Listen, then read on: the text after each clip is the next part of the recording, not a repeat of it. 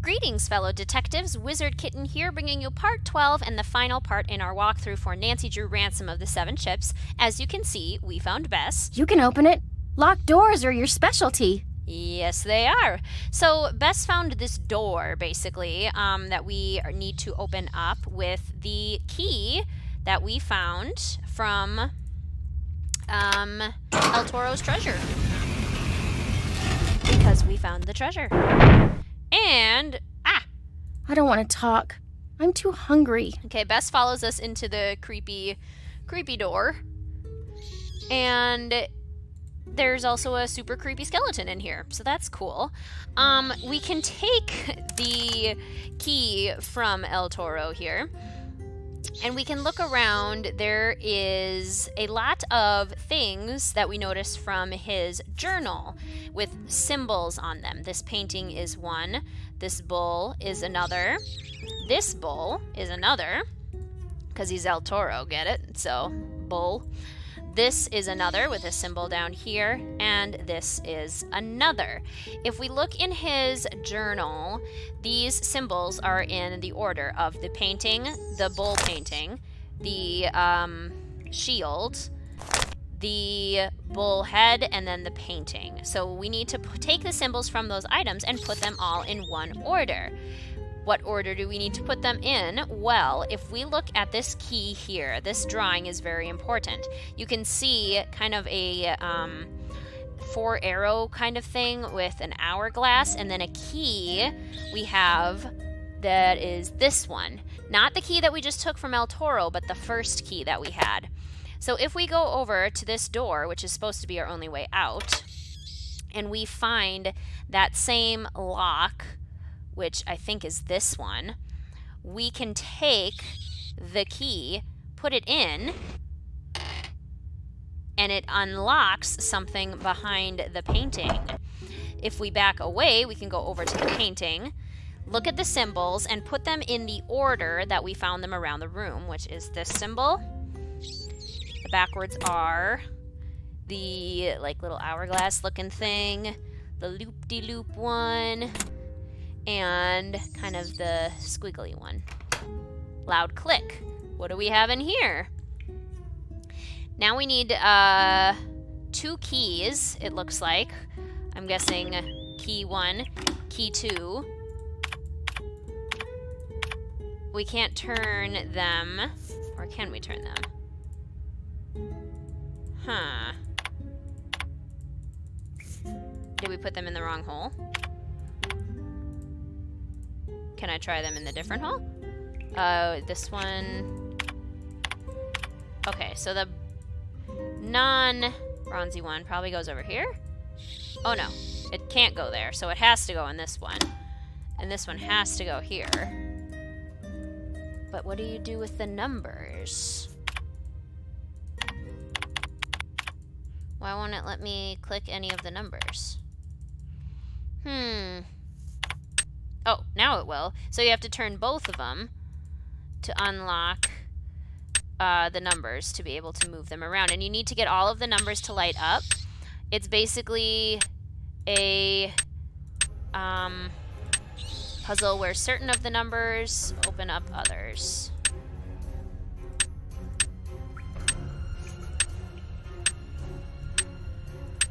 Okay, so 1 and 5 change each other. 5 only changes 1 and 5. 4 changes all of them. 3 literally changes all of them. 2 only changes those ones.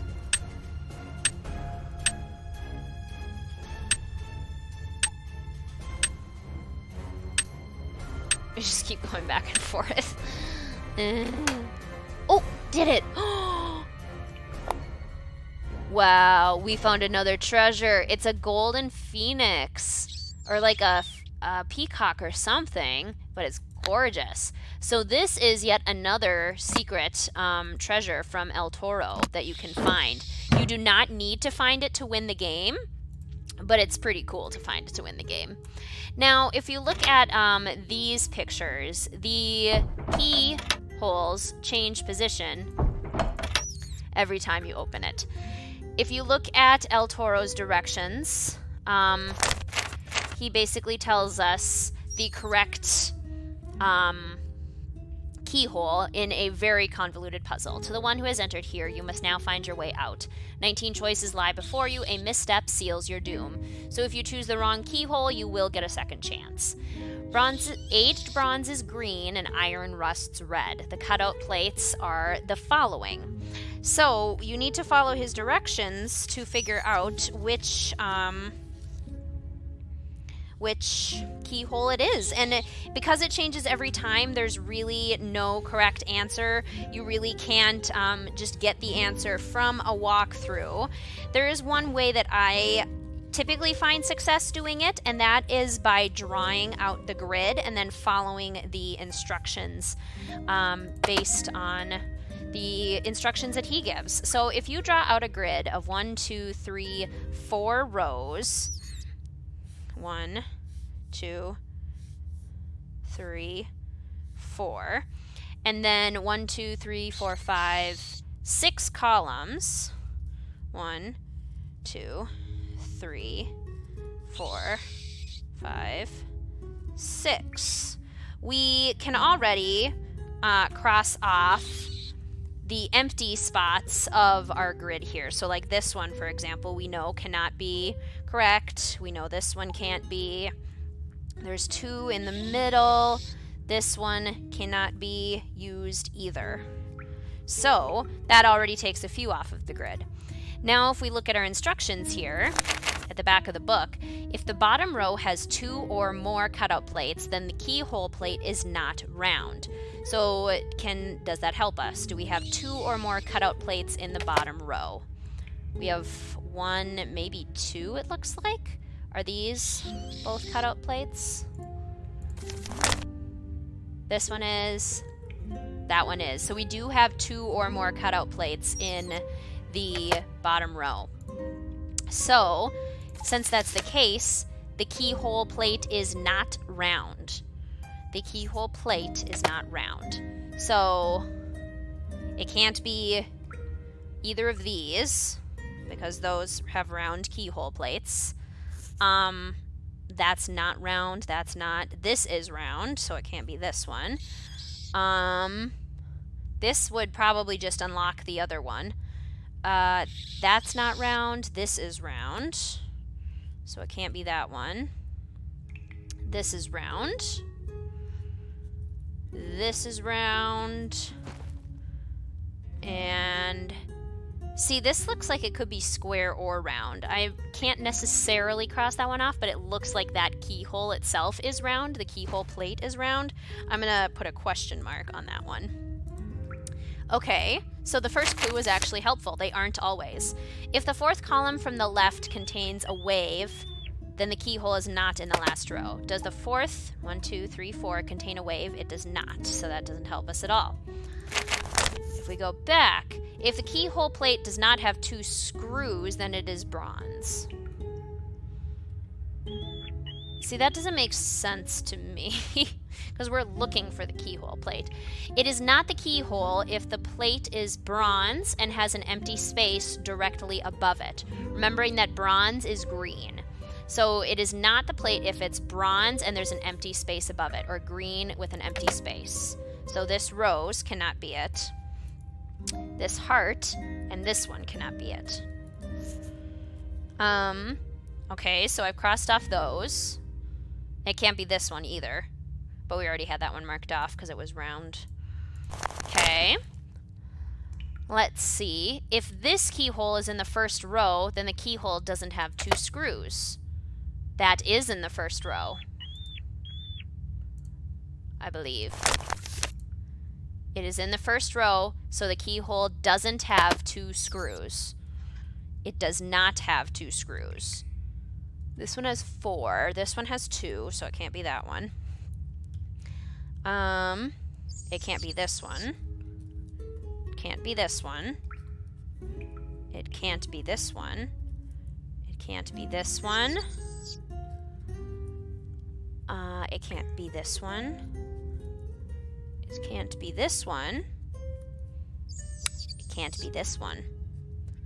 So we are down to this one, which we know opens up the painting, or this one. But this one has a round keyhole, so it might not be correct. Do we have any other clues? If the skull is directly to the left or right of an iron plate, then the keyhole has a cutout. If the skull is directly to the left or right of an iron plate, it is not directly left to the right of an iron plate, so it is not a cutout. Which would mean... no, then it does have a cutout. So it does not have a cutout. Which means it couldn't be either of these two, so it would have to be this one. But that's the one that unlocks the painting. If keyhole is a cutout and not bronze...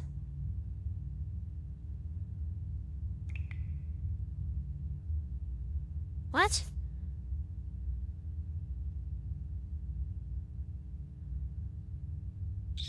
If a keyhole is a cutout and not bronze...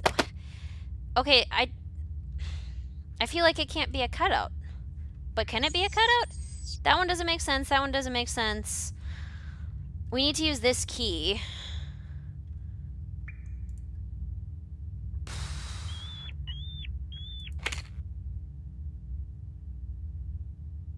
That's the wrong key.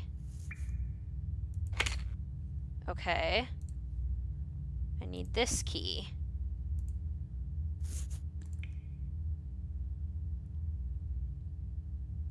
Uh-oh.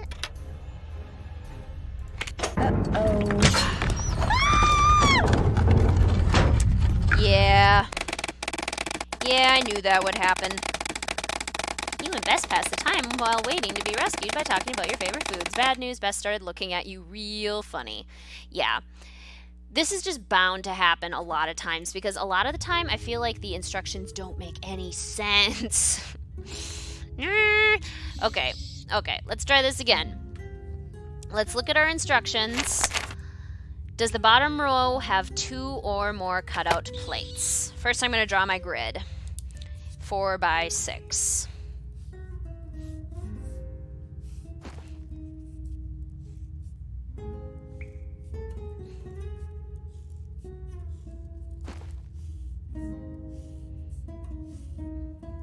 Okay, and then we mark out the parts that have nothing on them.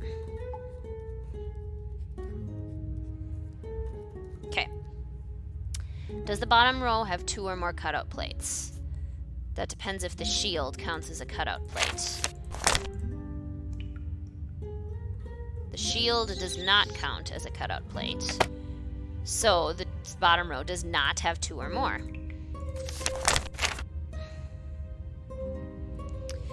But that doesn't necessarily mean that the keyhole is round. It just means that it is not round if that is true. So, see, that's what bothers me. So does that mean that the keyhole definitely is round? If the 4th column from the left contains a wave pattern, then the keyhole is not in the last row. There's no wave pattern, so that does not help. I think, however, the iron one helps. Is that curvy one in the first row? No. It might be helpful, honestly. Oh, that's not, then it's not in the last row. That does take up a lot of stuff, though. If the skull is directly to the left or right of an iron plate, then the keyhole has a cutout, which it is. And the cutout plates are basically this round one. So this one is a possibility.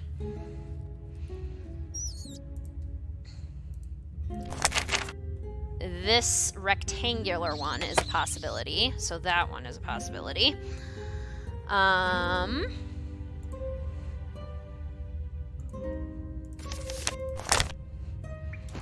the shield with a spider web coming off of it is a possibility. This one.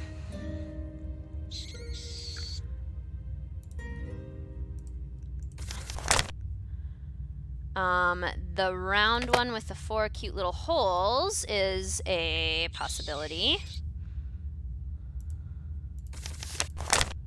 This pointy one is a possibility. This one. And the diamondy one is a possibility. This one. Everything else doesn't work. It's because we know it has to be a cutout. Because of the clue about the skull. So, we also know a clue about bronze. It is not the keyhole if the plate is bronze and has an empty space directly above it. So this one, for example, can't be it. Nor can this one. Nor can this one.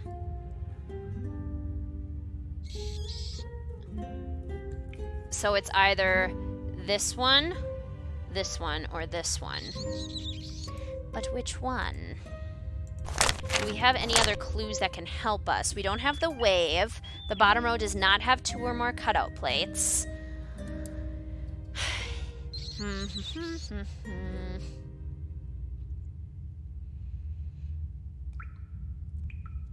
If it is a cutout and not bronze, the keyhole plate is round. We know that the keyhole is a cutout, and we know that it's not bronze, because the only 3 other options are iron. That clue finally makes sense to me. So the keyhole plate has to be round. This is the only one that's round. Let's try it. Uh-oh. Are you serious? That met all of the requirements.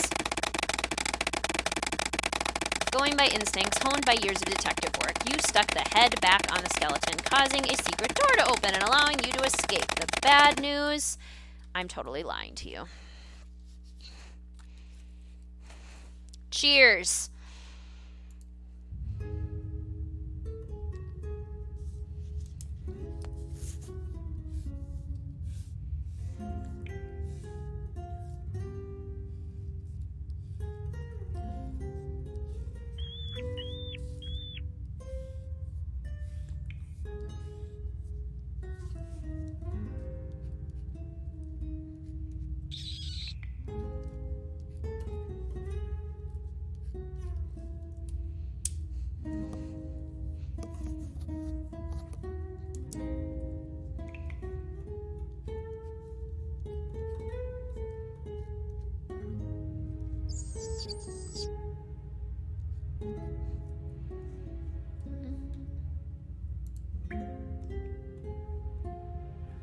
Okay, so for this one, we have the grid made. I've blocked out my corners, and I've crossed out all the bronze plates that have holes above them. We do have the wave in the first row, which tells us the keyhole does not have 2 screws. So that one cannot be it. This one only has 2 screws. So does this one. So does this one. So does this one. It can't be this one. This one has 2 screws. 4, 4. The skull has 2 screws. This has 2 screws. Let's see. This has 2. So does this. So does this. Okay. So the only ones we have left are this one, or this one. Okay. Do we have a wave in the 4th column from the left? 1, 2, 3, 4. We do not. This is the wave, I'm guessing. Do we have anything else helpful? The skull is not directly to the left or right. If the plate does not have 2 screws, then it is bronze. Okay, so we know it has to be bronze. If the plate does not have 2 screws, because we know it does not have 2 screws, then it is bronze. The only one that's bronze is this one. I'm trying it. Uh-oh. Are you serious? I'm clearly doing this wrong.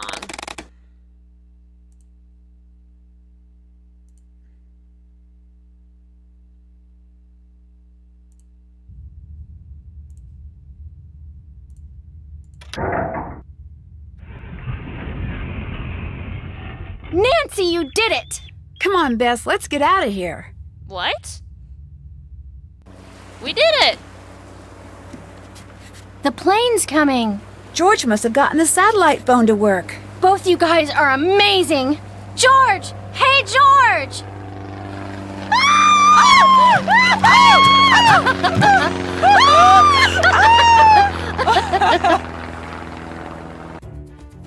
Not only had George called the float plane company, but she'd contacted the U.S. Coast Guard and the police in Nassau, San Juan, Miami, and Havana. She even called the FBI, but they put her on hold. Anyway, while Bess and George waited for the authorities, I talked the float plane pilot into taking me up so we could search for Dwayne from the air. We soon spotted his boat about 3 miles from shore and radioed it in. But when they boarded the boat, the police found it empty. Was the boat just a decoy? Did Dwayne meet up with someone and make his getaway in a boat I wouldn't recognize? Or did he, while gloating over the map, accidentally fall overboard and drown? Unfortunately, it doesn't look like anyone will ever know for sure. I, of course, turned the treasure chest Bess and I found over to the authorities. But almost immediately, the Bahamian and Spanish governments were at loggerheads, arguing over which country had the legal right to claim the treasure as theirs. It soon became yet another mystery that may never be solved.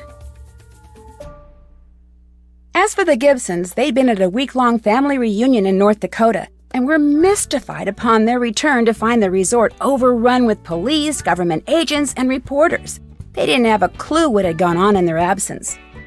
But they were happy about all the publicity Dwayne's escapade had generated and offered to let Bess, George, and me continue to stay on for a real free vacation. But we all said no thank you. The only thing that sounded good to any of us after what we'd just been through was good old boring home.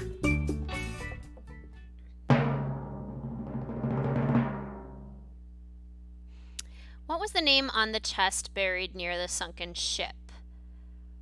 Ooh, was it the Castidad that sunk or the Caridad? I think it was the Caridad, but I might be wrong. I got it. Okay, cool.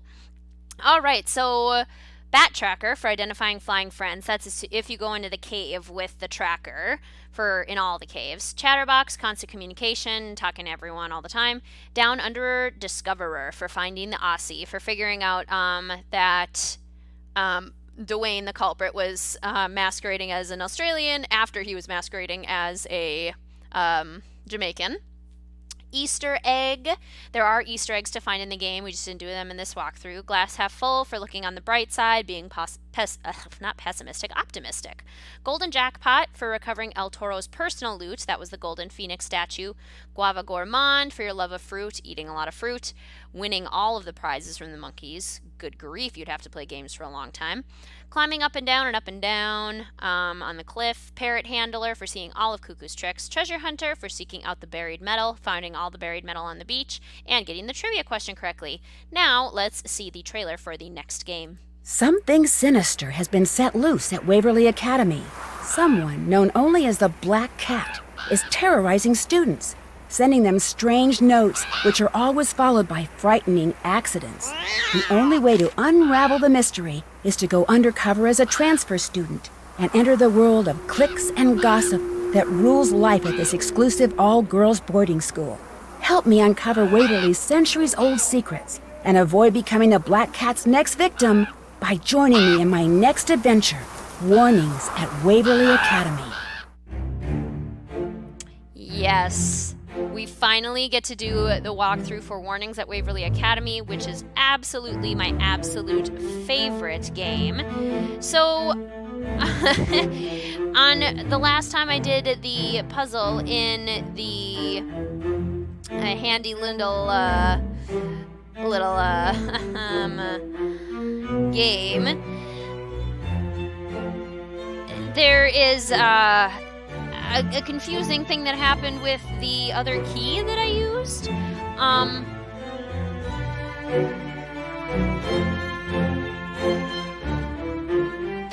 There's way to figure out which keyhole is correct. But every time I tried to do it with the puzzle, I always chose the wrong one. But then 2 times when I was making this walkthrough, when I randomly tried with the key that I got from El Toro himself, I got it right both times when I randomly picked. So my advice to you is to maybe try using the key that El Toro was holding in his hand on any keyhole first and see if that works for you. And if it does, then voila, we have found a way to break the system. If it doesn't, you can use the grid system that I was using, and hopefully that works out for you as well. But anyway, fellow detectives, thank you so much for watching this walkthrough. I do hope you enjoyed it, and I look forward to doing many more walkthroughs and reviews for you. Thank you so much for watching. I will see you soon.